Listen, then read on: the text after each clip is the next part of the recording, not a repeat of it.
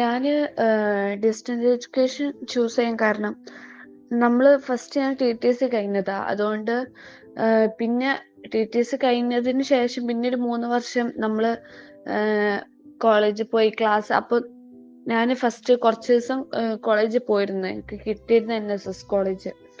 പിന്നെ ഞാന് ഇതിനേക്കാളും സുഖം നമുക്ക് ഡിസ്റ്റന്റ് ആക്കിയാൽ നമുക്ക് ആ ടൈം നമുക്ക് ജോലിക്കും പോവാം, ഡെയിലി വേജിന് പോവാന്ന് വിചാരിച്ചിട്ട്.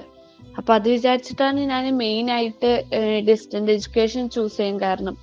പിന്നെ എന്താ വെച്ചാല് ഞങ്ങൾ അധികം ഇടയ്ക്കിടയ്ക്ക് പിന്നെ ഞങ്ങൾ സൗദി പോകും, ചിലപ്പോൾ നാട്ടിലുണ്ടാവും, അങ്ങനെ ആയിരിക്കും. അപ്പൊ ഒരുപാട് ക്ലാസ് മിസ്സാവും. അങ്ങനെ തന്നെ ഒരുപാട് ക്ലാസ് മിസ്സാവും. അങ്ങനെ കുറെ ഇഷ്യൂസ് വരും.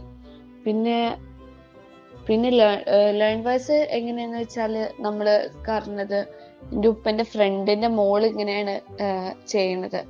അപ്പൊ അവര് എന്നെ സജസ്റ്റ് ചെയ്ത് തന്നതാണ്. ലേൺ വൈസ് ഒരു ആപ്പ് ഉണ്ട്, അതില് മെന്റർഷിപ്പ് ഉണ്ട്.